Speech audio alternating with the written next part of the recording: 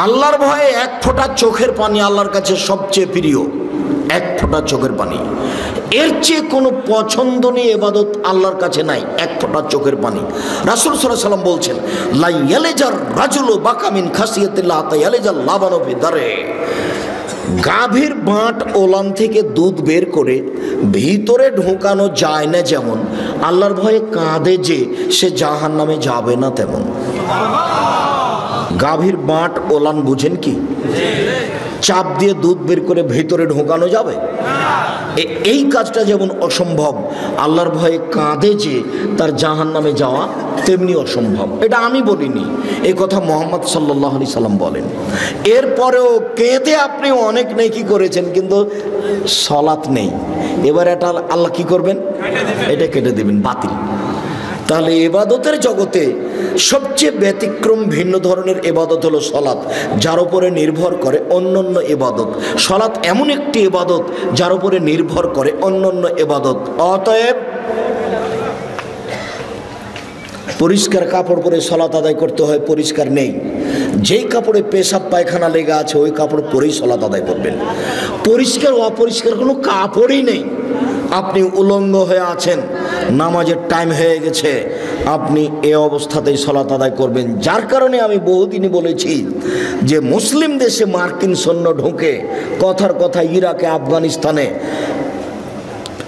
মুসলিম মহিলাকে ধরে 5 জন 7 জন ধর্ষণ করার পরে পরনের কাপড় খুলে নিয়ে উলঙ্গ অবস্থায় তাদের সামনে হাঁটতে বাধ্য করে। এই সময়ে যদি সালাতের টাইম হয়ে যায়, তাহলে মুসলিম মহিলাকে উলঙ্গ অবস্থায় মার্কিন সৈন্যের সামনে সালাত আদায় করতে হবে, করতেই হবে। পৃথিবীতে ব্যতিক্রম ইবাদত সালাত। যেই সালাত, যে ইবাদত মানুষের কোনো অসুবিধা বুঝে না, সমস্যা বুঝে না, অসুখ বিসুখ বুঝে না, কিছুই বুঝে না, একেবারে কিছুই বুঝে না। সময় হলে সালাত আদায় করতে আপনি বাধ্য। পৃথিবীতে ব্যতিক্রম ইবাদত সালাত। যারা সালাত আদায় করে না তারা কেমন? যারা সালাত আদায় করে না তারা কাফের। রাসূল সাল্লাল্লাহু আলাইহি সাল্লাম বলেন, মান তারাকা সালাতা মুতাআম্মিদান ফাকাদ কাফারা। কেউ যদি ইচ্ছাকৃত সালাত ছেড়ে দেয় তাহলে সে কাফের হয়ে গেল। মুহাম্মদ সাল্লাল্লাহু আলাইহি সাল্লাম বলেন, বাইনাল আবদি ওয়া বাইনাল কুফরি তারকুস সালাহ। মুসলমান এবং কাফের মধ্যে পার্থক্য হচ্ছে সালাত ছেড়ে দেওয়া। কেউ যদি সালাত ছেড়ে দেয় তাহলে সে কাফের, কেউ যদি সালাত আদায় করে তাহলে সে মুসলমান। আসহাবু মুহাম্মাদিন সাল্লাল্লাহু আলাইহি সাল্লাম লা ইয়ারাউনা তারকু কুফরুন গায়রা সালাহ। মুহাম্মদ সাল্লাল্লাহু আলাইহি সাল্লামের সঙ্গী সাথী সাহাবীগণ কেউ যদি রোজা ছেড়ে দিয়েছে তাহলে তাকে কাফের মনে করতেন না। কেউ যদি হজ না করত তাহলে তাকে কাফের মনে করতেন না। কেউ যদি যাকাত না দিত তাহলে তাকে কাফের মনে করতেন না। তবে কেউ যদি সালাত আদায় না করত তাহলে তাকে কাফের মনে করতেন। রাসূল সাল্লাল্লাহু আলাইহি সাল্লাম বলেন, উমিরতু আন উকাতিলান নাস হাত্তা ইয়াকুলু লা ইলাহা ইল্লাল্লাহ। মানুষ যতদিন পর্যন্ত লা ইলাহা ইল্লাল্লাহ না বলেছে, সালাত আদায় না করেছে, আমি তাকে পিটিয়ে সালাত আদায় করাবো, মারবো না হয় মরবো। এই হাদিসের ভিত্তিতে সেই কালে ইমাম আহমদ ইবনে হাম্বল রাহিমাহুল্লাহ বলেছেন, কেউ যদি সালাত আদায় না করে তাহলে তাকে কুরবানি করতে হবে। এই হাদিসের ভিত্তিতে সেই কালে ইমাম আবু হানিফা রাহিমাহুল্লাহ বলেছেন, কেউ যদি সালাত আদায় না করে তাহলে তাকে জেলখানায় বন্দি করে পিটিয়ে সালাত আদায় করাতে হবে। এই হাদিসের ভিত্তিতে বর্তমান আরবি বিদ্বানগণ বলছেন, স্বামী নামাজ পড়ে স্ত্রী পড়ে না, স্ত্রী পড়ে স্বামী পড়ে না, তাহলে বিবাহ কেটে গেছে, বিবাহ বাতিল। চেয়ারম্যান লাগে না, মেম্বার লাগে না, খাতা কলম লাগে না, বিবাহ এমনিতে গেছে। এই ছেলে, তুমি কি কারো গায়ে হাত দিয়ে আছো নাকি? রেডি হও। এক খেয়ালে চেয়ে থাকবা তোমাকে যেন পাখি মনে করে পাথর। এক খেয়ালে চেয়ে থাকবা যেন তোমাকে পাখি মনে করে পাথর।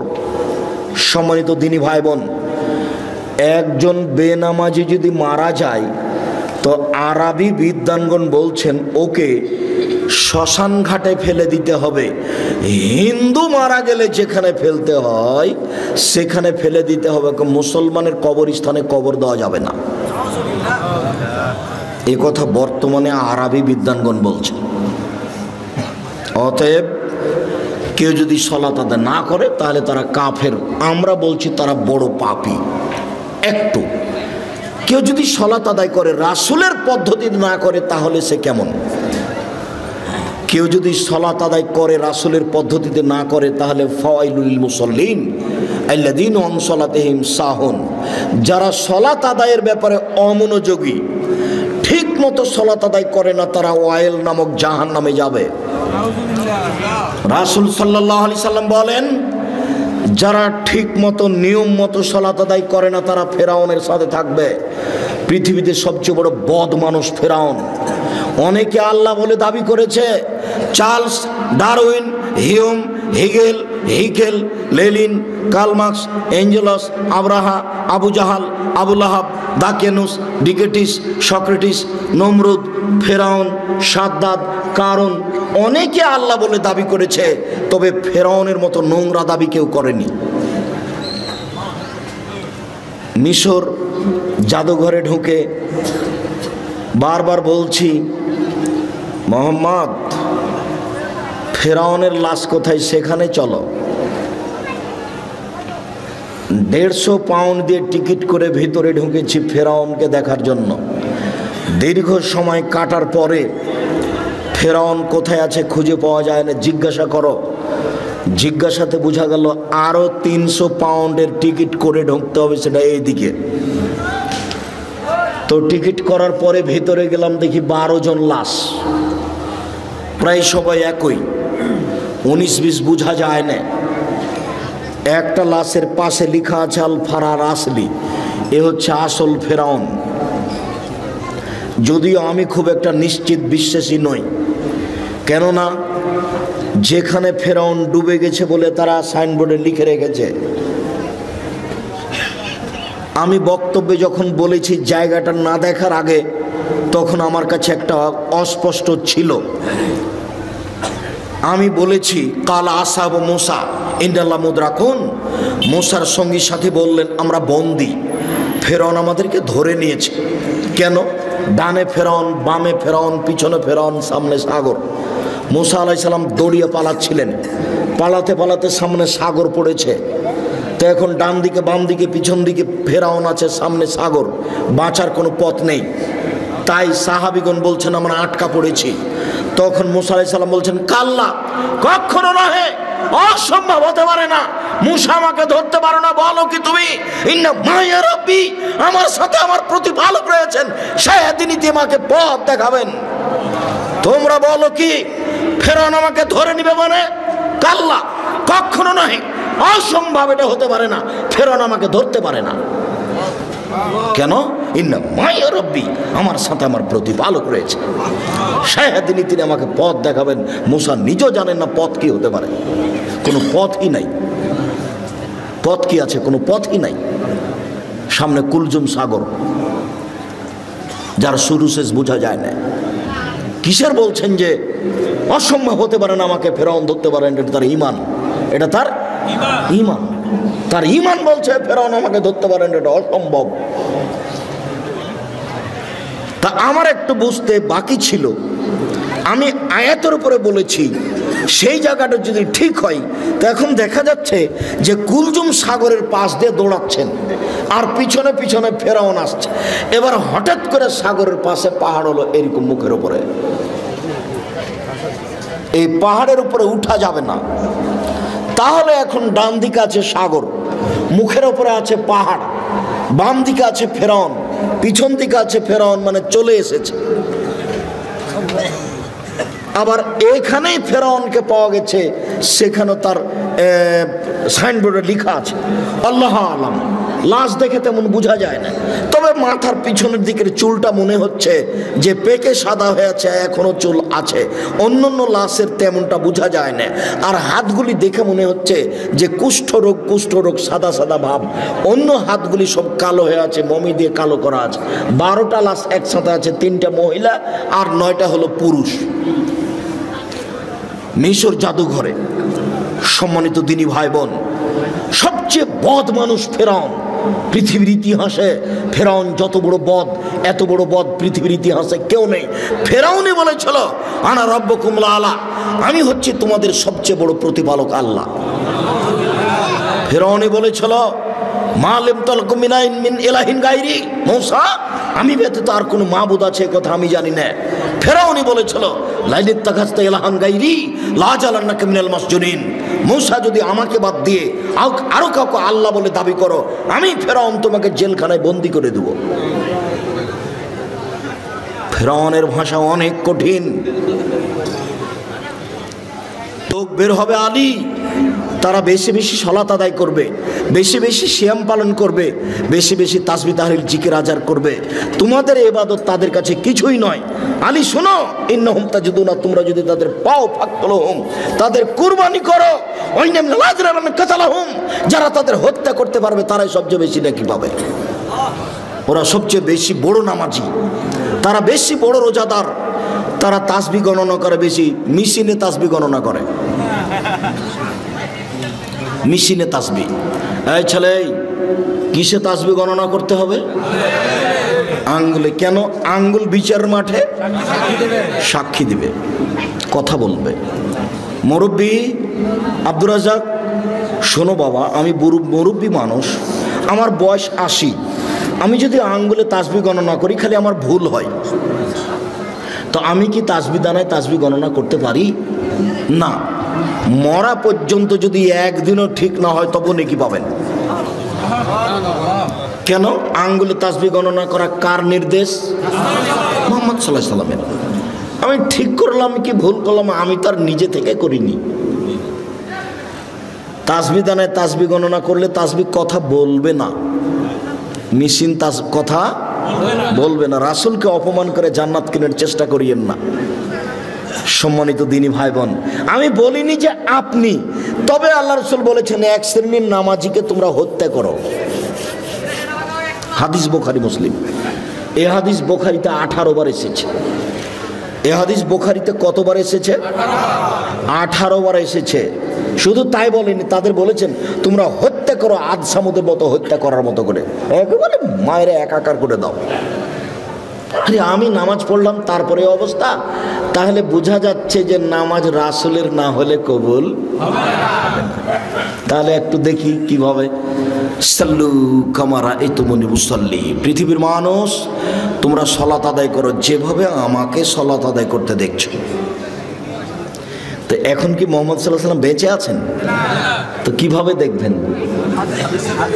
হাদিস, ফাজাইল আমল, রিয়াজুস সলিহিন দেখেন, বুখারী দেখেন। বুখারী বললে তো মনটা খারাপ হবে, তো বুখারী থাকা পথ আজকের জন্য। আজকের জন্য কি দেখতে বলছি? রিয়াজুস সলিহিন, একটা হাদিসের কিতাব, সবই হাদিস আর দু একটা করে আয়াত দেওয়া আছে, সবই হাদিস সহিহ। আপনি রিয়াজুস সলিহিনের সালাত দেখেন, 1 মিনিট।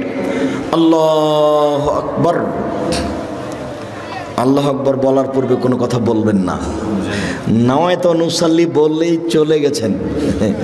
মানে আমার একটি কথা জানা থাকলে অন্যকে বলো, বনি ইসরায়েলের কাহিনী বলো।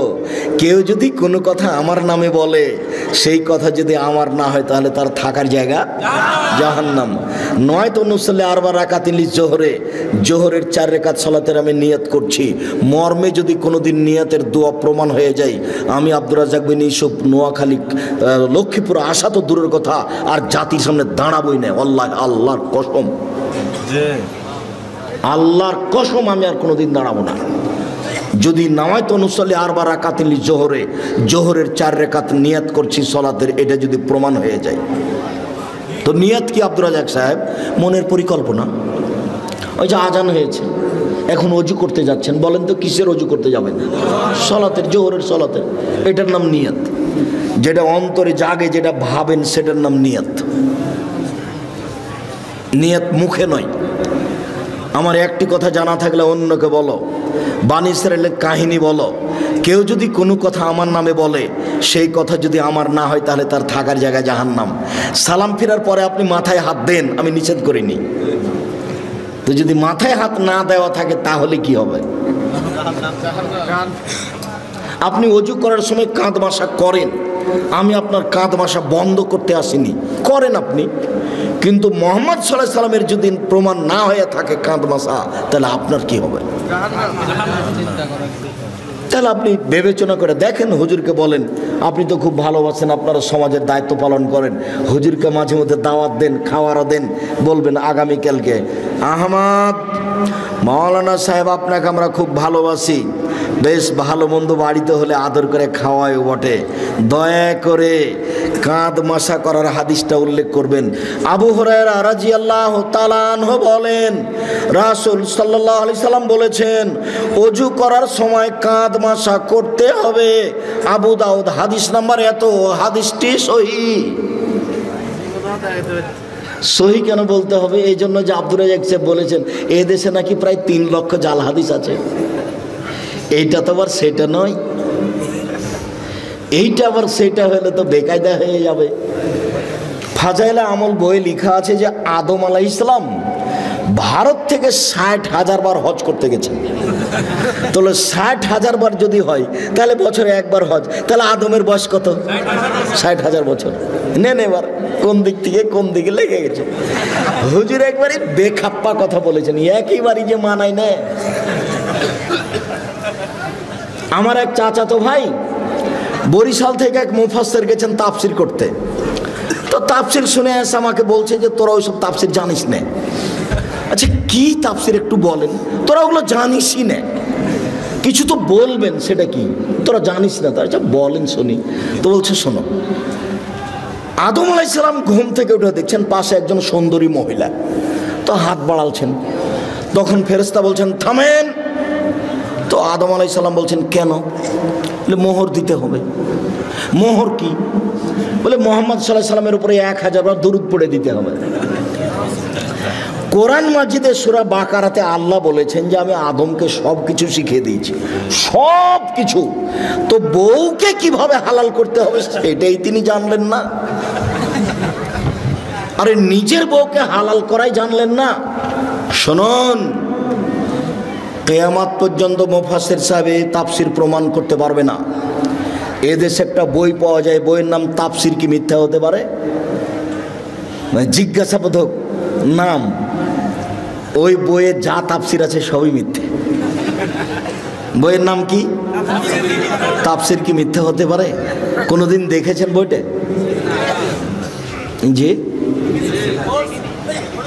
এইখানে আছে কি না আমি তা জানি না, বাড়িতে থাকতে পারে। বইয়ে যা তাফসির আছে সবই মিথ্যে। আইয়ুব আলাইহিস সালামের শরীরে পোকা হয়নি, ওই কথা মিথ্যে। দাউদ আলাইহিস সালাম কারো স্ত্রীকে দেখে পাগল হননি। এত বড় নবী আর একজনের বউকে দেখে যদি পাগল হয়ে যায় তাহলে নবী নন। এটা কোনো কথা হলো নাকি? আইয়ুব আলাইহিস সালামের স্ত্রী, একজন নবী মানুষের স্ত্রী আরেকজনের সাথে জিনা করে ধরা পড়ে যাবে? এত বড় আল্লাহর কাজ ছেঁকানোর প্রয়োজন হয়ে গেছে?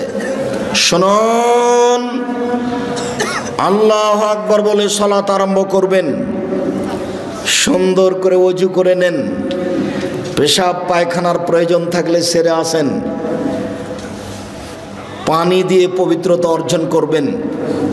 পানি না থাকলে ঢেল টিস্যু পেপার, আগে ঢেল টিস্যু পেপার পরে পানি, এই কথা মিথ্যে। আপনার টয়লেটে দেখছি খালি টিস্যু পেপারের বালতি, আগে ঢেল টিস্যু পেপার পরে পানি, এই কথা মিথ্যে। ঢেল টিস্যু পেপার নিয়ে 40 কদম হাঁটতে হবে, এটা নোংরামি। পায়ের উপরে পা উঠিয়ে খক খক করা বেহায়াই। আপনি মনে কষ্ট নেন না, আপনি আমার দিনী ভাই, আপনি পবিত্রতা অর্জন করছেন এভাবে। আপনার বউকে 40 কদম হাঁটান দেখি, আপনার বউ ঢেল নিয়ে হাঁটুক দেখি। তো আপনার বউ যদি ঢেল নিয়ে 40 কদম হাঁটে আর পায়ের উপরে পা উঠায়, তাহলে আপনাকে দেখতে কেমন লাগবে? তাহলে আপনাকে মহিলাটাকে দেখতে যেমন যেমন লাগবে, মহিলাটা আপনাকে দেখতে তেমন তেমন লাগে। এরকম কাজ ধর্ম হতে পারে না। আপনাকে আরো বলছি, 40 কদম পরে আপনি টিস্যু ফেলেন, মনে হবে পেশাব আসলো। 40 কদম নয়, 40 দিন পরে যদি ফেলেন তবুও মনে হবে। কেন? এটা আপনার ধারণা হয়ে গেছে। সহজ পথ, পেশাব হয়ে গেছে, পানি দিয়ে পবিত্রতা অর্জন করেন, হাতটা মেজে নেন। এখন যদি মনে হয় যে 1 ফোঁটা পেশাব আসলো, তাহলে ওযু করার সময় একটু পানি এনে লজ্জাস্থানে সামনাসামনি এভাবে ছিটিয়ে দেবেন। বুঝাতে পারিনি? বাস, পবিত্রতা শেষ। আর ভিতরে এটা ধারণা করতে হবে না। ধারণা করলেই 40 কদম পরে যদি টিস্যু ফেলেন তবু মনে হবে। ওই পথই যায় না, বিপদ। আল্লাহু আকবার। ডান হাতের কবজি বাম হাতের কবজির উপরে রাখবেন, 2 পায়ের গোড়ালি জমা করবেন না। রাজশাহী চাঁপাইনবাবগঞ্জে মহিলা বৈঠকে মহিলারা বলছে, বুবু নামাজে যখন দাঁড়াবা বুবু তখন 2 পায়ের গোড়ালি জমা করে দিও বুবু। যদি 2 পায়ের গোড়ালি ফাঁকা রাখো বুবু তাহলে লজ্জা স্থানের যোগাযোগ বুবু মাটির সাথে হবে, মাটি অভিশাপ করবে। বুবুর সব কথাই নাকি বুখারীতে আছে।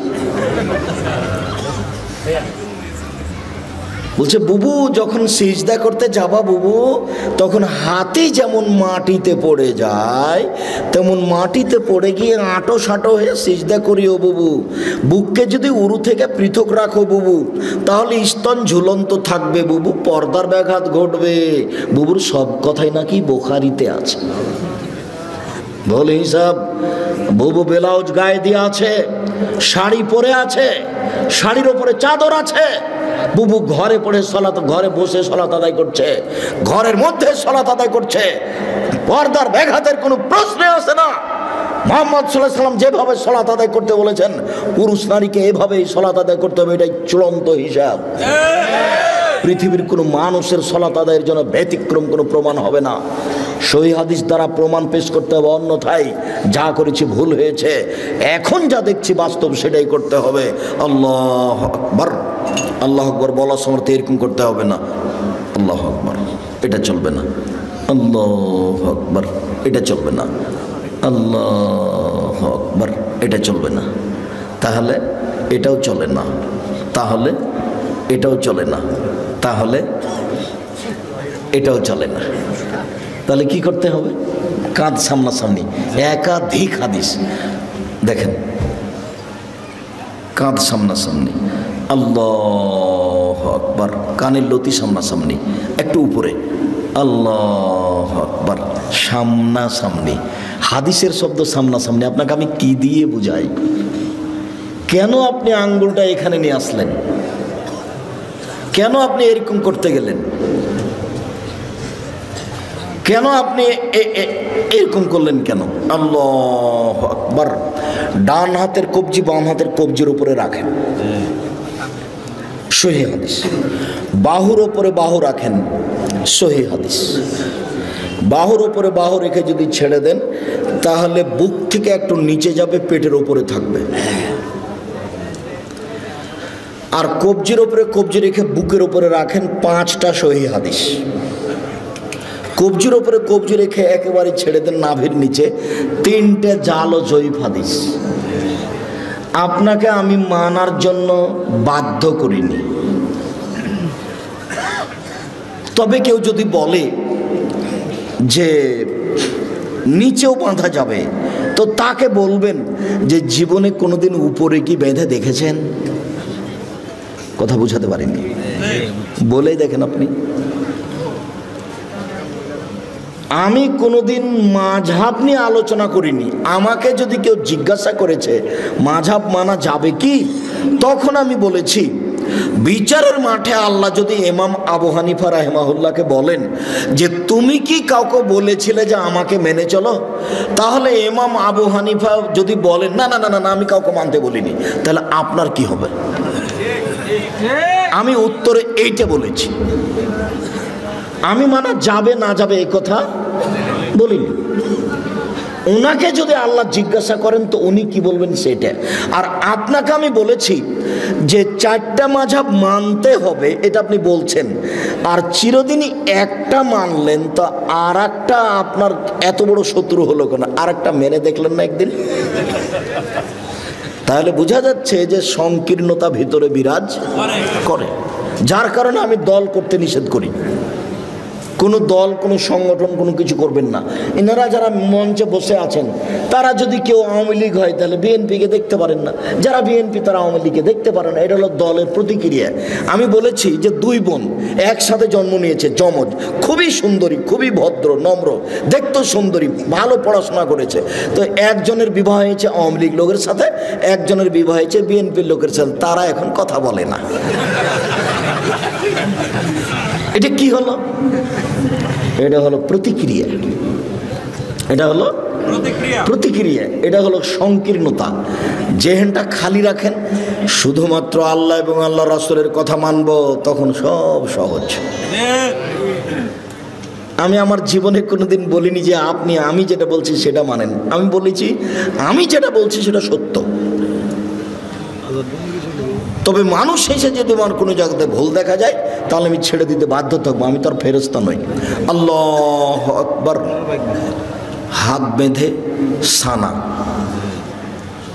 সুবহানাকা আল্লাহুম্মা ওয়া বিহামদিকা ওয়া তাবারাকা ইসমুকা ওয়া তাআলা জাদ্দুকা লা ইলাহা গায়রুক বলতে পারেন। আল্লাহুম্মা বা'id বাইনি ওয়া বাইনা খাতায়ায়া কামা বা'আদতা বাইনাল মাশরিক ওয়াল মাগরিব। খুব গুরুত্বপূর্ণ দোয়া বলতে পারেন। আউযু বিল্লাহি মিনাশ শাইতানির রাজিম। বিসমিল্লাহির রহমানির রহিম। আলহামদুলিল্লাহি রাব্বিল আলামিন। বিশ্ব জগতের প্রতিপালকের প্রশংসা। আর রহমানির রহিম, তিনি হচ্ছেন পরম দাতা দয়ালু। মালিক ইয়াউমিদ্দিন, তিনি হচ্ছেন বিচার দিনের মালিক। ইয়াকা না'বুদু, একমাত্র তোমার ইবাদত করি। ওয়া ইয়াকা নাস্তাইন, একমাত্র তোমার কাছে সাহায্য চাই। ইহদিনাস সিরাতাল মুস্তাকিম, তুমি আমাকে সোজা পথ দেখাও। সিরাতাল লাযিনা আন'আমতা আলাইহিম, ওই পথ তুমি দেখাবে যাদের ভালোবেসেছো। গায়রিল মাগদুবি আলাইহিম ওয়ালাদ দাল্লিন, ওদের পথ দেখাও না যারা ভ্রান্ত। যাদের উপরে তুমি অসন্তুষ্ট হয়েছ তাদের পথ তুমি দেখাও না। আমিন। দীর্ঘ সময় ধরে তোমার দরবারে যে প্রার্থনা করলাম সেই প্রার্থনা তুমি কবুল করো। মনে রাখবেন সম্মানিত দিনী ভাই বোন, দুয়ার জগতে সবচেয়ে ব্যতিক্রম দোয়া হলো সূরা ফাতিহা। আমার বুঝে, আমি যেটুকু ভাঙাচোরা কোরআন হাদিস বুঝি, তাতে সূরা ফাতিহার চেয়ে পৃথিবীতে দামি কোনো দোয়া নেই। আর একটা মনে রাখবেন, খুব প্রশংসা প্রিয়, খালি আলহামদুলিল্লাহ বললেই খুশি। আলহামদুলিল্লাহ। ওই জন্য আল্লাহ রাসূল বলছেন আফজালু দুআয়ে আলহামদুলিল্লাহ, সবচেয়ে উত্তম দোয়া কি? আলহামদুলিল্লাহ। আলহামদুলিল্লাহ বলার পরে বলছে আকাশ জমিন ভর্তি নেকি দিয়ে দিলাম। যাও, কত নেকি দিয়ে দিলাম। আলহামদুলিল্লাহ। এই জন্য তাসবিতে দিয়ে দেওয়া হয়েছে আলহামদুলিল্লাহ, আলহামদুলিল্লাহ, আলহামদুলিল্লাহ, মানে খুবই খুশি, খুব প্রশংসা প্রিয়। আপনি খালি আলহামদুলিল্লাহ বলেন, খুব খুশি। সুবহানাল্লাহি ওয়া বিহামদিহি বলেন, খুব খুশি। সুবহান রাব্বিল আযীম বলেন, একবারে খুশিতে আটখান।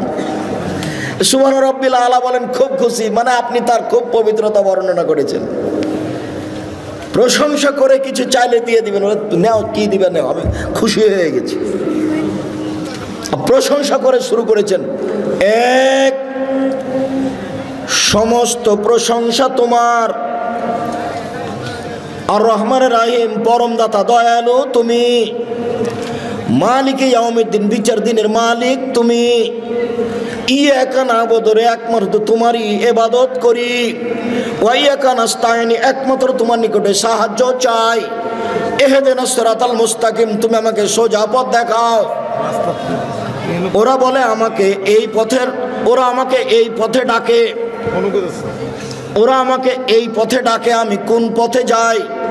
তুমি আমার একটা কথা শোনো, তুমি আমাকে সোজা পথ দেখাও। যার কারণে এই সূরাটার শেষে আমিন আছে। বিসমিল্লাহ বলে আরেকটা সূরা, আল্লাহু আকবার বলে হাত ছেড়ে দিয়ে রুকুতে যাবেন। হাত দুটি রডের মতো সোজা থাকবে, আঙ্গুলগুলি খোলা খোলা থাকবে, মাথা উঁচুও থাকবে না, মাথা নিচুও থাকবে না, পিঠটা এরকম উঁচু থাকবে না, সোজা থাকবে। দোয়া পড়েন, সামি আল্লাহু লিমান হামিদা, হাত ওই পর্যন্ত উঠাবেন। দাঁড়িয়ে থাকবেন, যাবেন না সিজদায়, একবারে সোজা দাঁড়িয়ে থাকবেন। সব হাতের জোড়ের সব জোড়গুলিকে স্ব স্থানে যেতে হবে। রুকু থেকে উঠে যদি সিজদায় চলে যান, এ ইবাদত, এ নামাজ কবুল হবে না। দাঁড়িয়ে থেকে যান, দোয়া পড়তে থাকেন। দোয়া শেষ হয়ে গেলে সিজদায় চলেন। আমরা শেষের দিকে চলে এসেছি। সিজদায় চলেন, 7 হাড়ের উপরে সিজদা করতে হবে। নাক কপাল 1, 2 হাত 3, 2 হাঁটু 5, দুই পায়ের বৃদ্ধাঙ্গুল 7, সিজদায় হাত পা চুলকাবেন না। সিজদায় গিয়ে যদি গাও চুলকান তাহলে এখন মাটিতে আছে 6টে। বুঝতে পারলেন না? তাহলে আদে সমন্বয় হয়েছে, সলাৎ কবুল হবে না। সিজদায় গিয়ে যদি একটা পা উঠে আর একটা পা চুলকান তাহলে এখন মাটিতে কয়টা আছে? 6টে। অথচ সিজদার সময় মাটিতে কয়টা থাকবে? 7টা। নাক আগে না কপাল আগে এই কথা নয়, দুটাই মাটিতে লেগে থাকবে এটা কথা। নাক কপাল 1, 2 হাত 3, 2 হাঁটু 5, 2 পায়ের বৃদ্ধাঙ্গুল 7। হাত দুটির আঙ্গুল জমা জমা করে কানের পাশে রাখবেন, কোনোইকে এভাবে উঠে রাখবেন। পেটের নিচ দিয়ে যেন ছাগলের বাচ্চা পার হতে পারে, সহিহ হাদিস। নারী পুরুষ সবারই একই হুকুম, কোনো পার্থক্য নেই। সিজদা থেকে উঠে দোয়া পড়েন, আবার সিজদায় যান, উঠে আসেন, এ হলে 1 রেকাত, আরও 1 রেকাত, এ হলো 2 রেকাত। আত্তাহিয়াতুর বৈঠক হলে পায়ের পাতার উপরে বসবেন। আর যদি সালামের বৈঠক হয় তাহলে বাম পাকে ডান দিকে বের করে দিবেন, নিতম্বের উপরে বসবেন, ডান পাটা খাড়ো হয়ে থাকবে, বাম হাতের আঙ্গুল জমা জমা করে হাঁটুর উপরে রাখবেন, ডান হাতের আঙ্গুলের কনিষ্ঠ আঙ্গুল এবং তার পরেরটা জমা করবেন। করেন তো দেখি। বৃদ্ধাঙ্গুলের পরের আঙ্গুলের নখের উপরে পেটটা রাখেন, অবিরাম নড়বে আত্তাহিয়াত হয়ে গেলে সালাম পর্যন্ত। একবার উঠানোর পৃথিবীতে ভুয়া হাদিসও নেই, এটা এমনিতেই চলছে। অবিরাম নড়বে, যতবার নড়বে ততবার শয়তানকে আঘাত করা। আত্তাহিয়াত, দরুদ, দুআয়ে মাসুরা। তারপরে আমার একটা পরামর্শ, সেটা কি বলেন তো? রব্বির হামহুমা কামা রাব্বায়ানি সাগীরা। বাপ মায়ের জন্য দোয়া করা, জাযাকাল্লাহ খায়ের, মনে আছে, ভুলবেন না সহজে। রব্বির হামহুমা কামা রাব্বায়ানি সাগীরা। হে আল্লাহ, তুমি আমার প্রতিপালককে দেখো, তুমি আমার বাপ মাকে দেখো, বাল্য অবস্থায় আমাকে যেভাবে দেখেছিল। এই দোয়াটা যেন না ভুলি, তার জন্য কি পরামর্শ আছে? 2 রেকাত সলাত। 2 রেকাত সলাত আদায় করে আল্লাহকে বলবেন যে একমাত্র দোয়াটা মনে রাখার জন্য আমি এই 2 রেকাত সলাত আদায় করছি, তুমি আমাকে কবুল করো। আসসালামু আলাইকুম রহমতুল্লাহ, আসসালামু আলাইকুম রহমতুল্লাহ। এরপরে যা কিছু হবে তা জিকির। সম্মানিত দিনী ভাই বোন, জিকিরের সবচেয়ে গুরুত্বপূর্ণ জিকির হলো আয়াতুল কুরসি। সালাম ফিরার পরে যদি কেউ আয়াতুল কুরসি বলে তাহলে জান্নাতে চলেই গেছে। তো ঢোকেনি কেন? মরেনি এই জন্য। সম্মানিত দিনী ভাই বোন, আলোচনার শেষে এসে আপনাদের সাথে জরুরি কয়েকটি কথা। তার প্রথম কথা হচ্ছে, আমার মনে হয় এই পর্দাটা যখন আমি উঠেছিলাম তখনই খুলে ফেলতে হতো।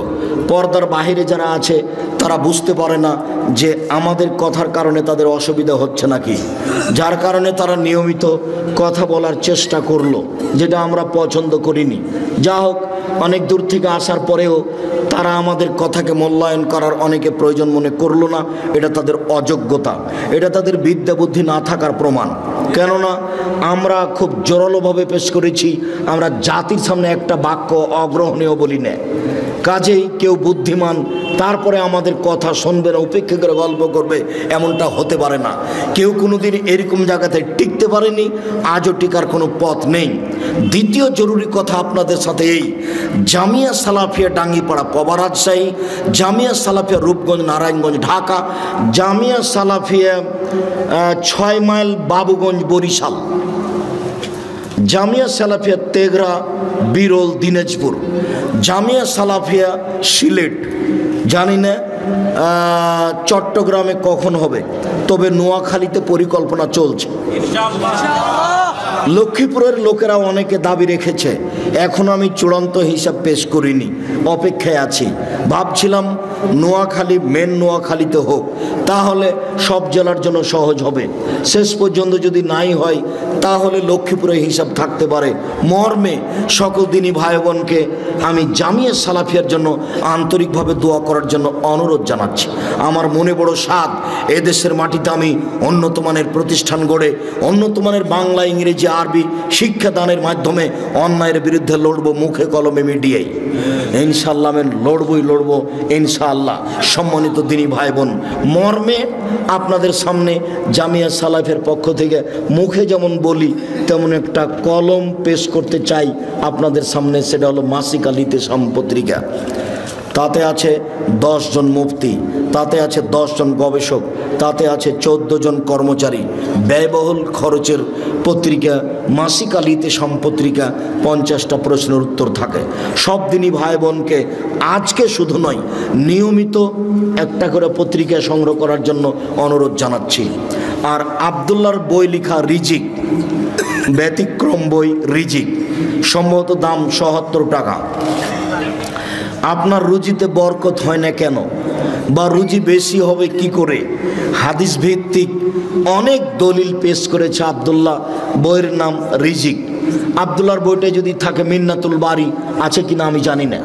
বাংলার ব্যতিক্রম ব্যাখ্যা মিন্নাতুল বারি। আরবি ভাষাতে এমানের ব্যাখ্যা বের হয়েছে তা আমার জানা নাই। এই হিসাবে ব্যতিক্রম বুখারীর ব্যাখ্যা মিন্নাতুল বারি। আমি খাকসার, আমার তেমন কিছু নেই আজকে, তবু তাওজিহুল কোরআন তাফসির ব্যতিক্রম পদ্ধতিতে তাফসির লেখা আছে। তাওজিহুল কোরআন আর দুয়ার বই, প্রায় 40টি সহিহ হাদিস আছে হাত তুলে দোয়া করার। কিছু জয়ীফ হাদিস আছে, 16টি স্থান আছে কোথায় কোথায় হাত তুলে দোয়া করতে হবে। আপনারা বইগুলি সংগ্রহ করতে থাকেন। আর কয়েকটা জিজ্ঞাসা আমি দিই, জিজ্ঞাসাও শেষ হবে, আপনাদের আলোচনা শেষ হবে। সকল দিনই ভাই বোনকে বইগুলি সংগ্রহ করার অনুরোধ জানিয়ে, প্রশ্নের উত্তরগুলি সাধারণভাবে শোনার অনুরোধ জানিয়ে আপাতত শেষের দিকে আসছি। ঋণের বিষয়ে রাসূল সাল্লাল্লাহু আলাইহি ওয়াসাল্লাম কি বলেছেন? রাসূল সাল্লাল্লাহু আলাইহি ওয়াসাল্লাম বলেছেন, ঋণের পাপ পরিশোধ না করলে ক্ষমা হবে না। মানুষ যদি শহীদ হয়ে যায় তবুও ঋণের পাপ ক্ষমা হবে না।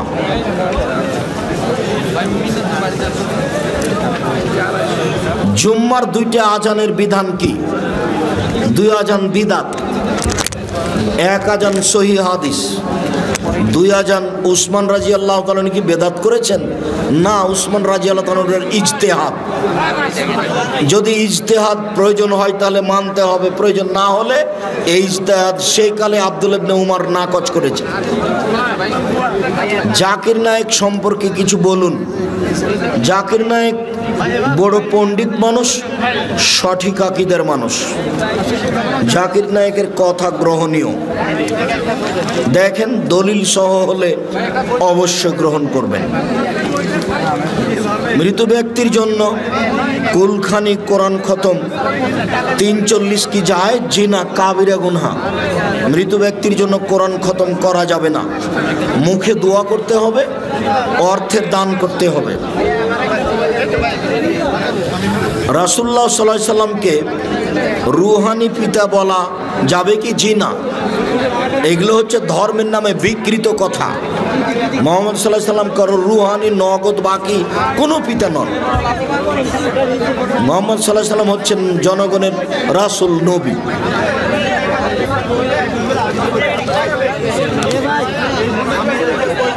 আমি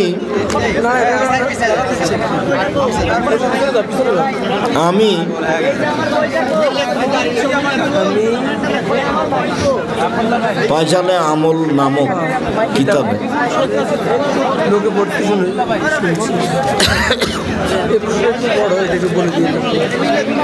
প্রিয় শায়েখ, আমার প্রশ্নটা একটু ঝামেলার।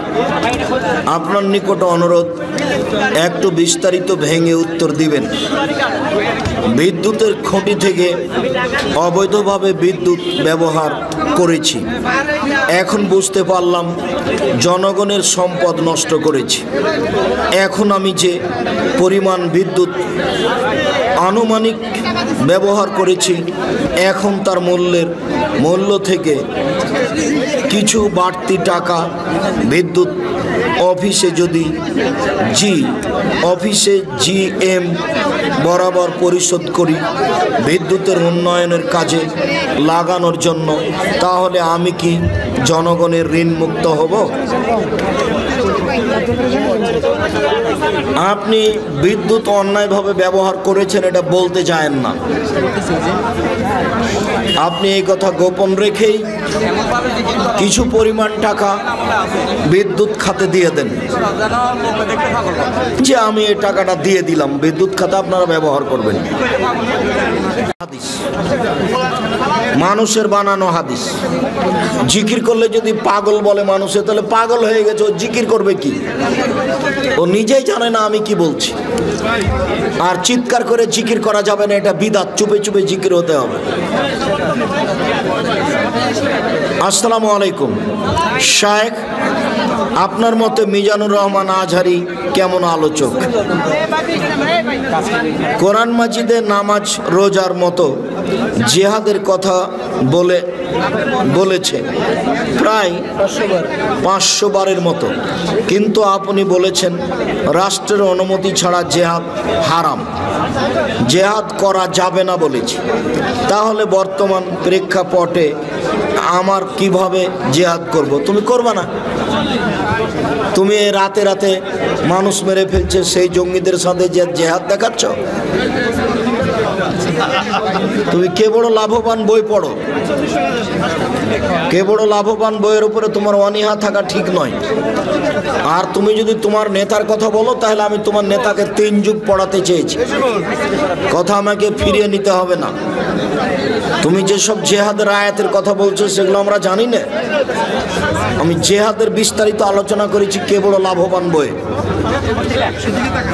সে হাদিস আমাদের জানা নাই, মুখস্থ নেই, ভুল বুঝিও না, জাতিকে ক্ষতির দিকে ঠেলে দিও না। সিগারেট জর্দা খেলে কি নামাজ হবে? জি না, সিগারেট জর্দা নেশাদার দ্রব্য। কেউ যদি বলে যে জর্দা বিড়ি যে নেশাদার দ্রব্য, তার প্রমাণ কি? ওটা কি হাদিস বইয়ে আছে? বিড়ি সিগারেট হাদিস বইয়ে নেই, কোরআনেও নেই। তা আল্লাহ নবী বলেছেন একটা বাক্য, যেটা সৌদি আরব, কুয়েত, কাতার, বাংলাদেশ, জর্ডান, আমেরিকা, লন্ডন, পৃথিবীর সব জায়গায় চলবে। সেটা কি? আল্লাহ রাসূল বলেছেন মাস কারা কাসির হুফাকালিলহু হারাম, যে জিনিস বেশি খেলে বিবেকের ক্ষতি হবে তার কমও হারাম। তো আপনি যে লোকটা বিড়ি খায় তাকে এখন হাফ কেজি জর্দা খাওয়াইয়া দেন, না হয় 1 কেজি খাওয়ান। 1 কেজি জর্দা খাওয়ানোর পরে যদি তার বিবেকের ক্ষতি হয়, তাহলে জর্দার একটা কণাও হারাম। এমন এক বাক্য আল্লাহ নবী বলেছেন যেটা সারা পৃথিবীতে চলবে। অতএব বিড়ি, তামাক, জর্দা, সিগারেট গুল নেশাদার দ্রব্য, তার ব্যবসা হারাম, তা খাওয়া হারাম, তা খেলে ইবাদত কবুল হবে না, এটা চূড়ান্ত। আমি আব্দুর রাজ্জাক বিন ইউসুফ, এই বিষয়ে আমাকে পুনরায় ভাবতে হবে না। নামাজের পরে সম্মিলিত মোনাজাতের কেন বিধান আছে কি? নামাজের পরে সম্মিলিত মোনাজাত বিদআত। হাত তুলে দোয়া করার প্রমাণে প্রায় 42টি সহিহ হাদিস আছে। হাত তুলে দোয়া করার প্রমাণে 36টি হাদিস বুখারী মুসলিমে আছে। আবু দাউদে একটা হাদিস আছে, হাত তুলে দোয়া করলে আল্লাহ খালি হাত ফিরিয়ে দিতে লজ্জা পান। ইবাদতের মধ্যে একটা গুরুত্বপূর্ণ ইবাদত হাত তুলে দোয়া করা। হাত তুলে দোয়া করা ব্যক্তিগত ব্যাপার, এখন করেন, যখন ইচ্ছে তখন করেন। সবাই মিলে করলে পানি চাইতে গিয়ে করতে হবে ইস্তিসকা উল্টা হাতে, সেটা হলো সবাই মিলে, তাছাড়া একাই। ইসলামী বক্তাদের কেমন হওয়া উচিত? কোরআন হাদিস মুখস্থ করে বক্তব্য দিতে হবে, দাড়িতে কোনোদিন হাত লাগাতে পাবে না, বাড়িতে 100 পর্দা থাকবে, যেভাবে বলছে সেভাবে মেনে চলার চেষ্টা করবে, বলছে একরকম করছে আর একরকম, এটা হবে না, জাতিকে ফাঁকি দিয়ে চলছে। সাতক্ষীরাতে গেলাম, এক বাড়িতে দাওয়াত নিতে গেছি, কিছুক্ষণ পরে একটা ছেলে আসলো ল্যাংটা হয়ে, বলছে এটা আমার ছেলে ল্যাংটা পীর। কিছুক্ষণ পরে একজন মহিলা আসলো বাড়ির ভিতরে, বলছে এটা আমার স্ত্রী, এটা আপনার ভাবি। তো বলছে তাহলে আপনি বক্তব্য দেন কিভাবে? সাতক্ষীরার রাজশাহীতে গিয়ে পর্দার বক্তব্য, এটা কিভাবে হয়? এই ছেলে, সরো এখান থেকে, তোমরা কথা বলতে যাচ্ছ কেন? মুখ বন্ধ করো।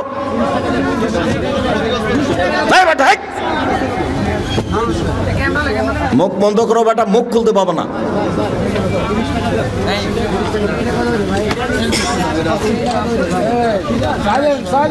এখনোই যাত্রায় হয় নাই, বাকি কিভাবে দিব? এখনোই মানে কি দোকান খুলছে, এখনো বেচা বিক্রি হয়নি, এখন একজন আছে বাকির জন্য। এখন ও আচ্ছা আচ্ছা, সকালে বাকি দেওয়া যাবে না, রাতে বাকি দেওয়া যাবে না, এগুলো সেরেকি কথা। বললেই সেরেক হবে, দিয়ে দেন বরকত হবে। দিনকে বিভক্ত করে এমন বক্তব্য দেওয়ার ব্যাপারে বলুন। বক্তব্য দিয়ে যদি দিনের বিভক্তি হয় তাহলে সেই বক্তব্য দেওয়া যাবে না। আর কেউ যদি হক কথা শোনার পরে বলে মানা যাবে না, এটা তো আর কিছু করার নেই। তখন যদি বিভক্তি বলে তাহলে সেটা তার ভুল। ইল্লাল্লাহ জিকির কি জায়েজ? তাই কি আর হয়? ইল্লাল্লাহ একমাত্র আল্লাহ, একমাত্র আল্লাহ, একমাত্র আল্লাহ, তো এটা কি হলো? আল্লাহ আল্লাহ, এটা কি হলো? কিছুই হলো না। লা ইলাহা, লা ইলাহা মানে কোনো আল্লাহ নাই, কোনো আল্লাহ নাই, এগুলো চলবে না। লা ইলাহা ইল্লাল্লাহ পূর্ণ হতে হবে জিকির। তবু চুপে। আপনারা জামিয়া সালাফের মুখপাত্র মাসিক আল ইতিসাম পত্রিকার সাথে যোগাযোগ রাখবেন সবাই। 20 টাকা 25